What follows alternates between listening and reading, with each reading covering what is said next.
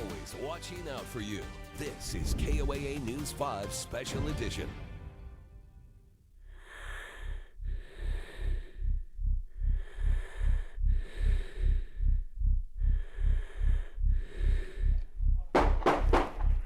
Fired at 255, any other units looking clear? When things go wrong, first responders answer the call. Bell was firing random shots in the area. He had a gun in his waistband. To protect and serve. You be medically here now, I can all sit down. Going home at the end of the day is always the goal. Hurry up, get up here. Medical here, code 3 now. But that doesn't always happen. Officer down, Scallion Murray. And there are times the ultimate sacrifice is made. Thank you for your bravery and years of service. You will not be forgotten. End of watch. Shield 616 was founded to better protect our protectors. And once a year, a team of cyclists come together. It's great to be out here. To sweat, grind, suffer, and pull together to provide protective gear for more first responders by riding Colorado border to border.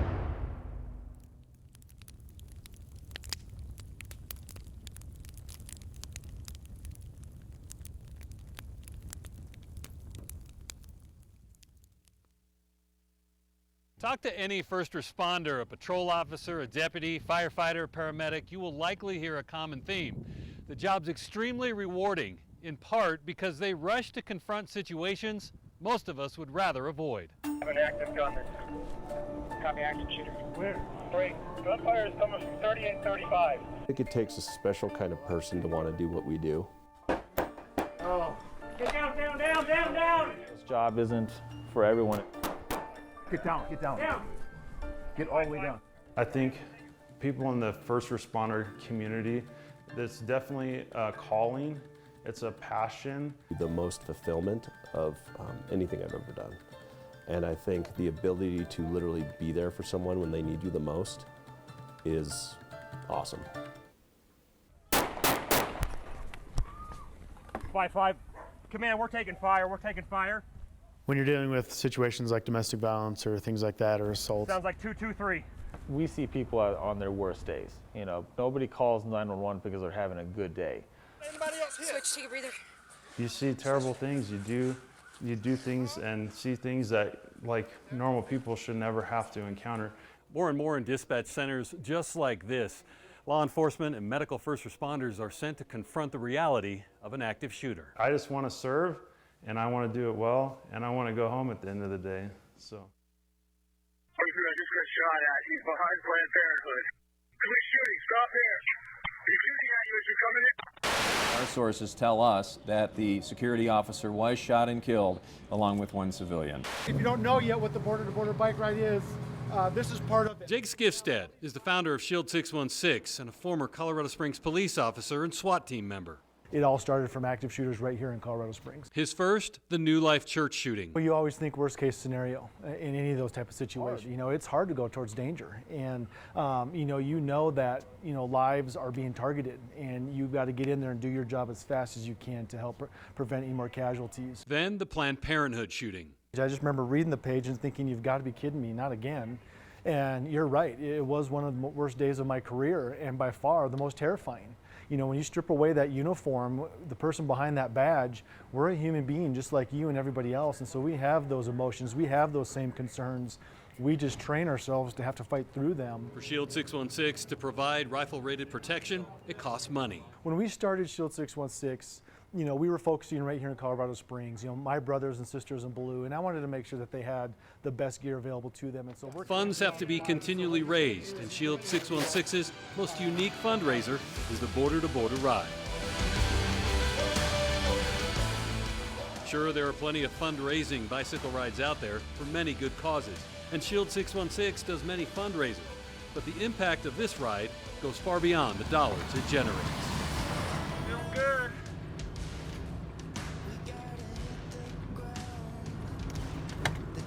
To have a ride where you are being proactive to prevent a memorial ride. Everything we do typically for police and fire and police is reactive. Somebody has a bad day, they call 911, we respond, we show up, and we mitigate that problem. We bring calm to their storm or to their chaos. But everything we do, for the most part, is reactionary. Doing this ride, you know, fundraising, getting the message out, that's proactive. Now we're taking a proactive step to give firefighters, give cops the ballistic protection. If that day ever arises, they'll be better prepared than they would have been without it. There's also a memorial aspect to the ride to first responders injured in the line of duty.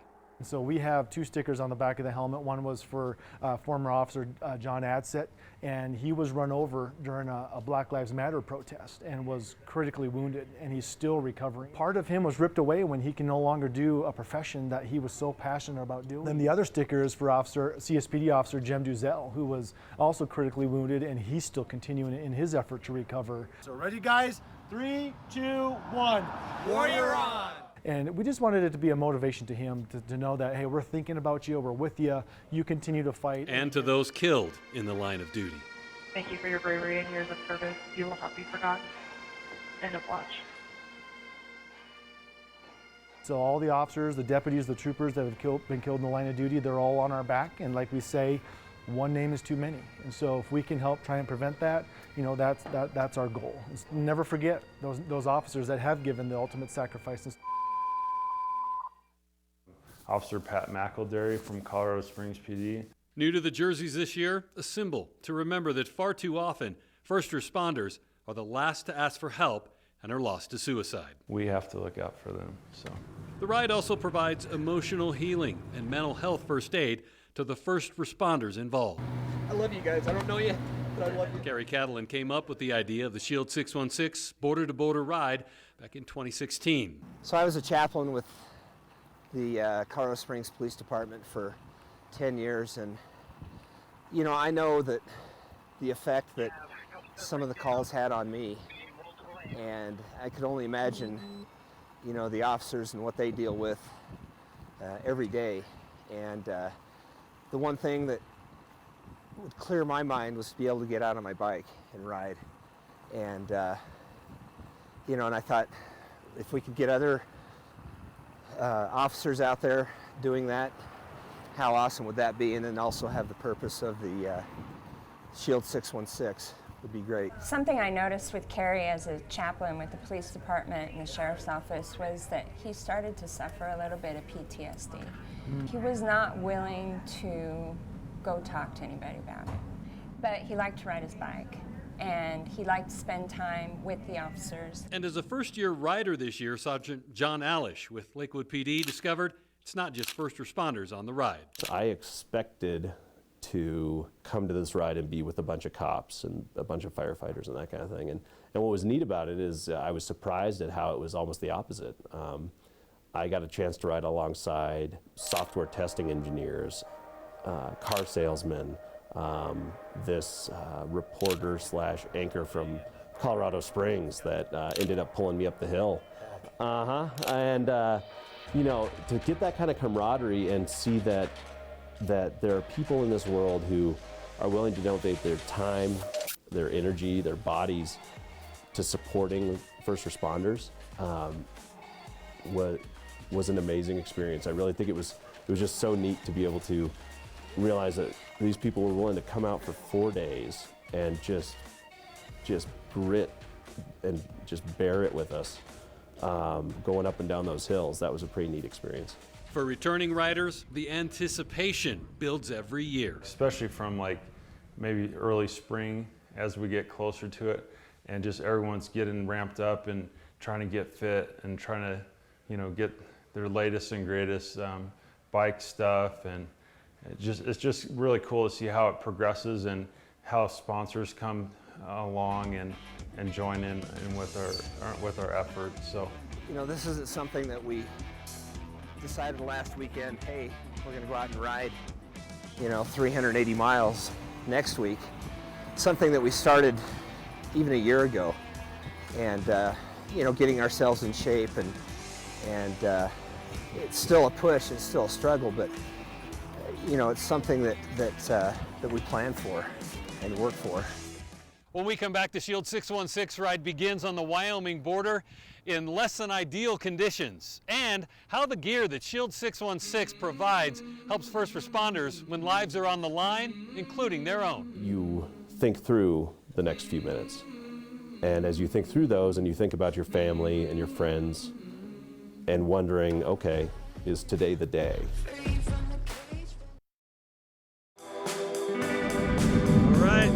This done. On September 12th, the ride begins on Colorado 127 at the Wyoming border, north of the town of Walden. Day one, the longest of the 4 days at 101 miles, and climbing over Willow Creek Pass for a total elevation gain of 3,800 feet. Well, good morning, Bree. We are joining you live from the Wyoming-Colorado border. The start of the ride broadcast live on News5 today in less than ideal riding conditions. What sticks out? Wind. Wyoming friendly. Wind. It's really cold, and day one was tough. That was a 100-mile day. Yeah. I think it was the hardest out of all of them. So that was my first memory. And then when we're all up there together at 6:30 in the morning on the Wyoming border, and it was, I think we pegged 27 degrees, and we're doing the on-air piece with you. We got on the bike, and then the wind started, and I was like, so this is what we're doing. All right, let's get rolling. 41, I'm on 8th and Glendale out. For the first responders on this ride, dealing with tough conditions is just part of the job they train for every day. It's changing times. It's no longer to where police are the only ones experiencing, you know, work-related violence, to where the cops have a super dangerous job. They've always needed ballistic gear because cops generally get killed in the line of duty due to gunfire. It's not that it hasn't been the norm for firefighters, but now we've seen a change across the country where firefighters have been responding to just routine medical calls, and a gun gets pulled and a firefighter paramedic is killed or shot. Thanks for joining us. A deadly weekend in Lafayette Parish. 2 Detroit police officers have been shot. A police-involved shooting in North Baltimore has... I've seen like such a sweeping change over the years just of the attitudes towards law enforcement, attitudes. I mean, even firefighters are getting attacked nowadays or being ambushed. Things like that, it's crazy. Get down, get down. Bad guys, they don't discriminate on who they want to hurt nowadays. Now it's, they're going to shoot and hurt anybody who's coming, whether it be police or fire. They don't care, they just want to hurt people. So now we're seeing a greater need for this ballistic protection in the fire service, which is a big culture change. Ran around the side and went all the way. Shot! What the hell was that? When you go into a situation where there's a chance you won't go home, you want to know that you have the best chance going in. You want to know that you're prepared, you want to know that you're well trained, that you're well equipped, and that every possible advantage you can have, you do. And Shield 616 gear does that for those officers and for those firefighters who are presented with that responsibility of going into those situations. I'm hitting the stomach. Officer down, shots fired, officer down. It's just something that will stick with you the rest of your life if you have to experience it. I'm bleeding. Where in the chest? Right here. We had a guy who was firing off numerous rounds over and over and over. I'd never been on a call like it. I was fortunate to have armor on me like what Shield 616 provides. And I can tell you that when you're laying down on the ground, you think through the next few minutes. And as you think through those and you think about your family and your friends and wondering, okay, is today the day?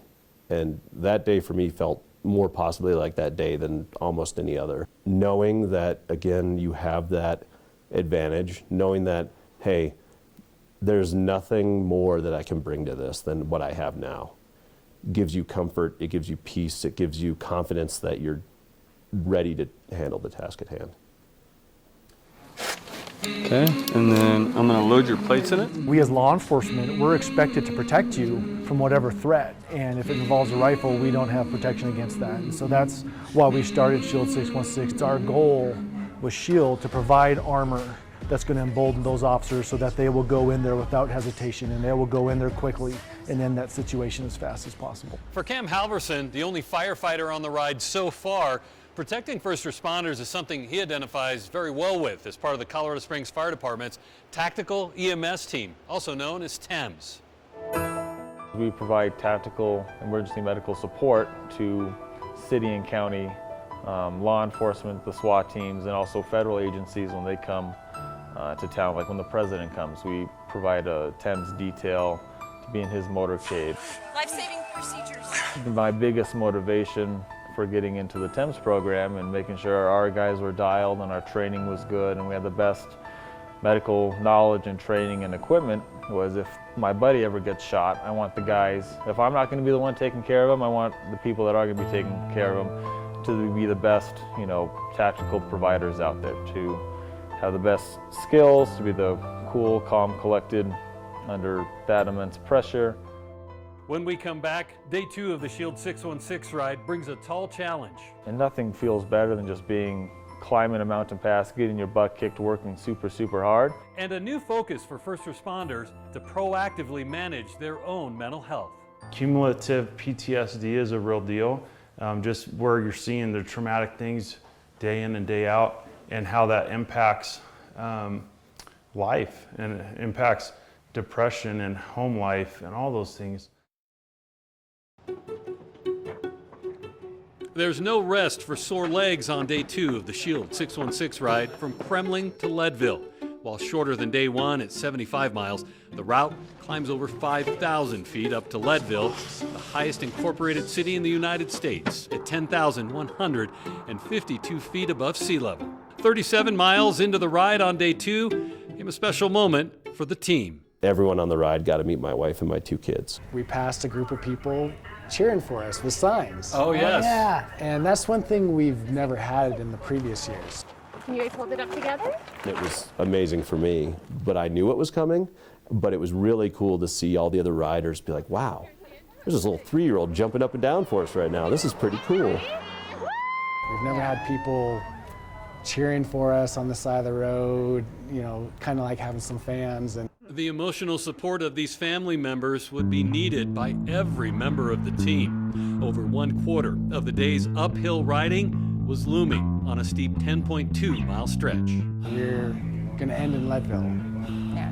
And of course we have the big climb at Fremont Pass to get there, so you've got a little anxiety about the big climb coming up. Some of the most breathtaking views of the entire ride are earned one difficult pedal stroke at a time over that hour-long slog to the summit at 11,318 feet. Leading up to that summit is the slowest part of the bike ride, and a lot of times it's the hardest because you're just going up, up, up for a very long time. There's a mental toughness required to suffer up these steep roads. It takes a certain kind of rider. Just as being a first responder requires a special kind of person. I think people in the first responder community, that's definitely a calling. It's a passion. It takes a certain type of special person to have the mental fortitude to be a police officer, to be a firefighter, to work in emergency medical services, to work in an ER, and see the stuff that we see. All of us in that kind of role, we joined this job because we want to help people, but those that need help are suffering. And it all takes a toll. We see, the worst of the worst between fire and police. And it does weigh on you. Cumulative PTSD is a real deal, just where you're seeing the traumatic things day in and day out and how that impacts life and impacts depression and home life and all those things. One of the key things to understand is that as a first responder, your primary job is to go to someone's worst day, or at least not a very good day. Are you kidding me? Nope. And so when you recognize that you're seeing people when they're struggling, when they're suffering, when they've been the victim of a crime or maybe they've just suffered a massive car accident. It lets you understand kind of what the day brings for a first responder. And that's why mental health first aid is so important for first responders. It comes down to your support group. It comes down to what you do in your off time, who you talk to, who you have, how you work through stress, because it's a super stressful job. First off, it's my crew. It's the men and women on the Springs Fire Department, and more specifically, my crew here at Station 7 on the B shift. We got each other's back. We know that we can talk to each other about anything. We joke about a lot of stuff, and then it comes down to physical fitness. It's just a good stress relief. So whether it be weight training, strength training in a weight room, or doing the incline or cycling, you're just getting out all of that built up stress, all of that built up frustration, whatever it might be. You're literally sweating it out. There is something that's highly therapeutic about being outside, doing something physical. And I know for me, when I'm out on the bike, those troubles, those things that might be bothering me kind of just go to the wayside, and I can just focus on breathing and just being present in our beautiful state. Psychologists will tell you it's a real thing. You get outside and you do something physical and something challenging, and it changes how you're thinking and your outlook, even if it's for the day. When we come back, the highlight of the ride, Team Shield 616 donates protective vests and helmets to the Leadville Police Department. I feel 100% more prepared than we did in the past. On any good bike ride, there's always something to look forward to. And after summiting Fremont Pass, there are a few things to look forward to for Team Shield 616. But to be able to get to that top, you can see a sense of achievement for that day, because they know they just battled uphill however many thousands of feet in elevation gain, but now they know they got a downhill part coming in front of them. And it's followed by what feels like a hero's welcome into Leadville. Police escort was awesome, wasn't it? Yeah, it was. We rode through town, behind the police cars. The people on the side of the road were waving at us. And, in a first responders world, driving a car with lights and sirens fast is a kind of sometimes a frequent occurrence. What was neat for me was to see how much you guys loved it. Like, that was cool. I loved it because it was just a great sign of support, but just to see how much you guys were just like energized by that, the group would not stop buzzing about it. They were so excited. And a Shield 616 vest presentation to the entire Leadville Police Department. In one of the places that we stop, where you actually get to present that gear to local law enforcement. The presentation was featured live on News 5. It was a good experience, to have them come through town and show their support for law enforcement, and then provide us with some gear that is essential for high stress situations that we may have to respond to. It's so rewarding to be proactive, to help come alongside that agency and help provide something so critical, potentially life-saving. In this day and age, even in a small town like Leadville, this kind of protective gear is needed, where there is no SWAT team to call in on dangerous and high-risk calls. I feel 100% more prepared than we did in the past, because this vest usually will stay in my vehicle, and if I have to respond to something, it's accessible, it's easy to put on, it's easy to clip in, and I'm ready to go. So even though we're a small town, we deal with a lot of the calls that a bigger agency like Denver would have. To have this kind of gear available for us helps us to have more confidence when we're going into, say, something like an active shooter situation. It gives us that extra confidence that we have that protection so that we can better serve our community and help those that are actually in danger or anything like that. When we come back with sore legs, day 3 of the Shield 616 border-to-border ride continues, and another mountain pass to climb. The team pulls together to get it done. That's the best feeling, is when you help each other and work together. And then as you get to the top, everyone else we cheer everybody as they get to the top.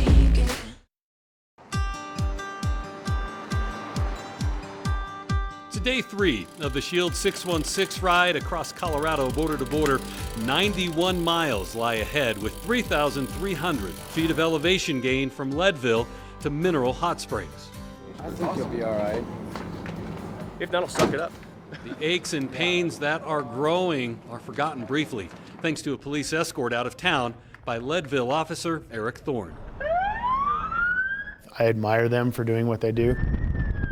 It's good to know that there's people out there that are looking out for us as well, especially communities like ours that are small, where it's not easy for us to get this kind of equipment to effectively do our jobs. For the team, it feels a little like leaving new family behind. To be able to have those moments when the officer in Leadville, after he gave us the little escort out of town, yeah, when he pulled over and we stopped, thanked him, and he gave each and every one of us a hug.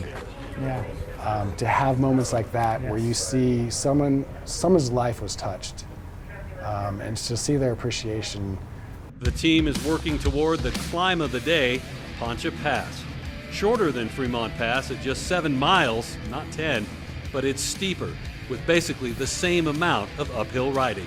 I've done harder passes on my bike, no doubt, but I haven't done a pass like that after around 200 miles in the 2 previous days.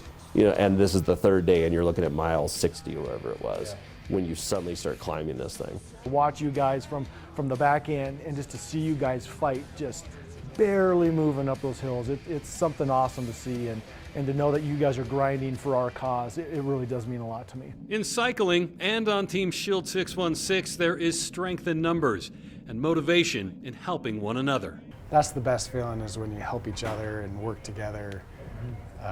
And then as you get to the top, we cheer everybody as they get to the top. And it's like everyone's so excited that we all made it up. That's an awesome experience. I found a climbing partner that day in Sergeant John Alish. I remember that was the day where you got a little punchy and you decided, here's where I'm going to do some sprints. So when you and I met at the bottom of Poncha Pass, I said, I'm going to save myself. And I'm going to join up with Ira and make him stick with me. Ira Cronin kicking ass! Yeah, they're remembering you and I just saying, you know what, no, we're gonna do this, we're gonna finish it. Just having that partnership with you was definitely the highlight of day 3. That type of unity is common on the ride. I do something important every day, but this is above and beyond, and it's with a good group of people. And I can't even ask for something better than that. And it doesn't just happen in the saddle. What I really enjoy is at night when everybody's around and we're all relaxed, it's just hearing the conversations between each other, things that they talk about and things that they share, and a lot of when you can relax like that, it brings out a lot of things, and it's good for the guys that way. It's something special that only happens in those 4 days, and your viewers can't experience it, the corporate sponsors can't experience it. You've got to be in there, be a rider, be a volunteer to experience what happens every day, all day long, and you can't describe it unless you come along for the ride, and it's something special. Up next, the final push for the New Mexico border. It was the coolest thing to get to the finish. Kind of like, wow, this is really coming to an end already.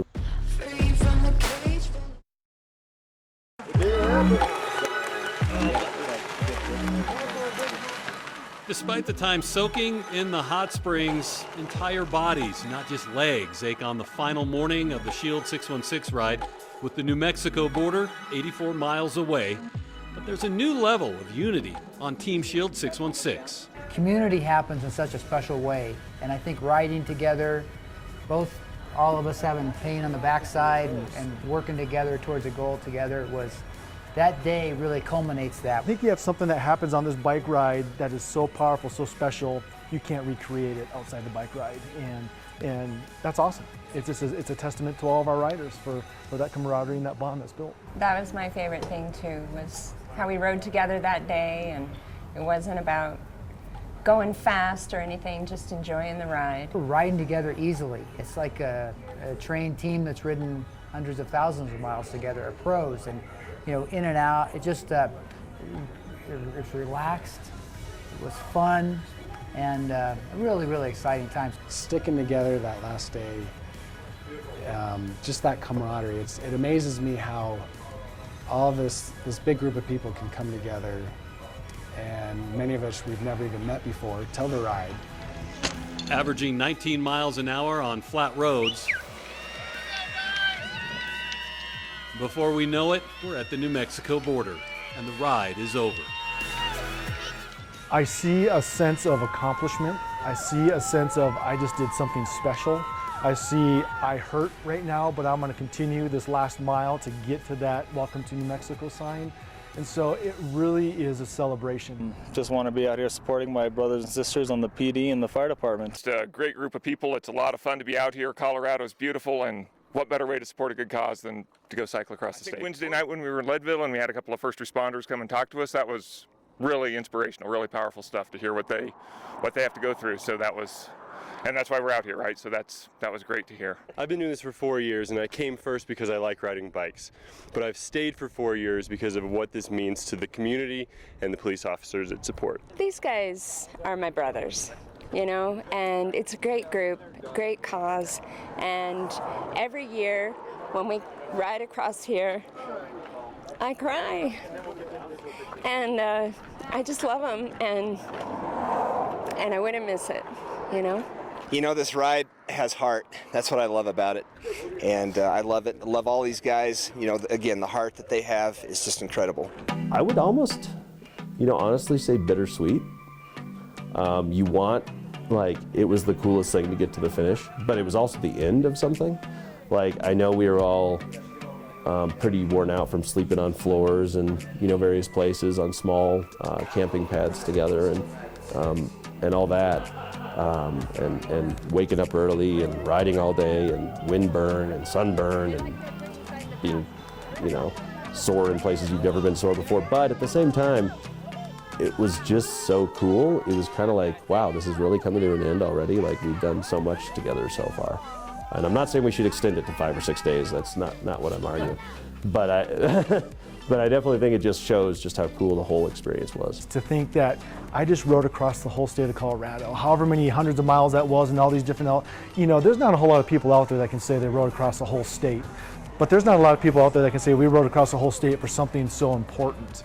And it's just such a fun celebration at that border, just to see the relief and the smiles, the hugs, and to know, hey, over these last 4 days, these bonds have only grown stronger and stronger and stronger. And I know for you, with all those bike riders, that's a bond that's probably never going to be broken. Jake is always a great support, and he jokes about how his ankle hurts from driving 12 miles an hour across the state. Sarah and Kurt and other guys had jumped in, and they were just such an awesome support this year. Trying to get the word out to at least other Springs firefighters. So hopefully firefighters from other departments across the state as well would be cool. When the Shield 616 border-to-border special continues, don't want to ride your bike across the state to help protect our first responders? Find out how you can volunteer or donate to the Shield 616 ride. This year's Shield 616 border-to-border ride accomplished much, highlighted by the 10 kits donated to Leadville Police. And there's more work to be done. We want to obviously raise as much money as we can. We want each rider to have a sense of, hey, I participated in this vest. You got to experience giving those vests away to the Leadville Police Department and how impactful that was. And so, but to have corporate sponsors to come alongside us and help us with, funding for the ride, it's expensive to go across the whole state with this many people. And so we would love to have more corporate sponsors making their impact across the state. This year's largest corporate sponsor for the ride was Safeway. We wanted to make a difference. We wanted to step up. This was a way for us to really make the pennies, nickels, dimes all add up. So the money here in Leadville goes back to Leadville PD. It really is grassroots community and all of our customers and employees getting together. Local corporate sponsors also stepped up. Phil Longford, Chapel Hills, and Jennifer Brown with Remax. Clearly it was important to us at Phil Longford to get out and support these guys. It's a great effort. We just hope more of the community next year gets involved. I have supported Shield 616 since they pretty much got going, and I just really believe in the mission that he has for his organization with trying to make sure that all of our law enforcement families and those officers can be safe when they're at work. Jake Skifstad says the goal for next year's ride is to raise $50,000 and donate at least 20 vests to first responders. It's an ambitious goal, but remember, supporting Shield 616 does much more than provide the protective gear. There's a lot of times we see, and no offense, but in the media, Facebook, social media, there's just a lot of negativity that spills out, seeps out.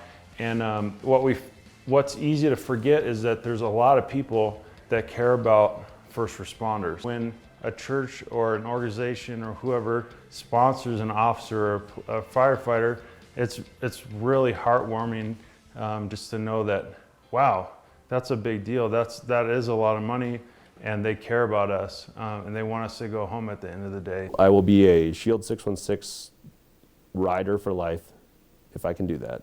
Just this one time makes that happen. When we come back, some final thoughts from some of my teammates, and I'll share how my perspective on first responders has been forever changed. I hope you've enjoyed this very unique trip across Colorado with the team. For myself and the riders and volunteers, there's a great deal of pride and accomplishment, and a hope that perhaps a future tragedy's been prevented. My perspective on the news stories I share every morning, and the ripple effect in our community when a public servant dies in the line of duty, has forever been changed.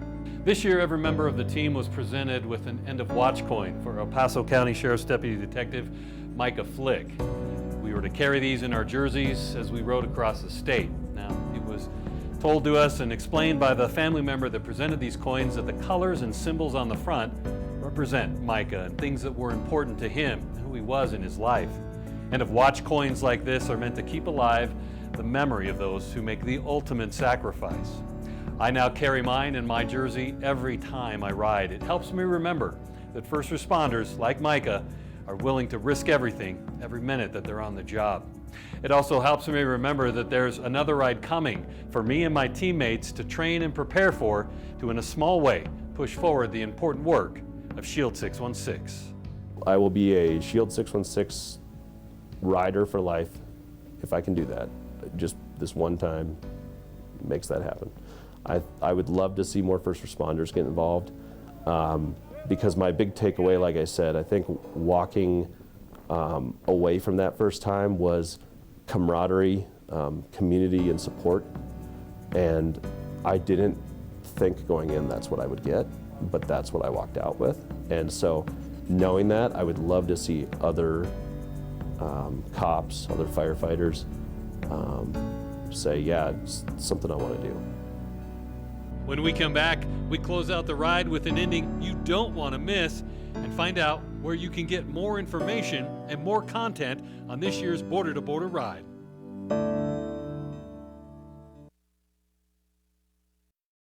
Thank you for spending the hour with us. And if you want to see more from this year's ride, you can find bonus web extra content at koaa.com, including contact information about next year's ride. Thanks for watching the Border to Border with Shield 616 Special. For News 5, I'm Ira Cronin.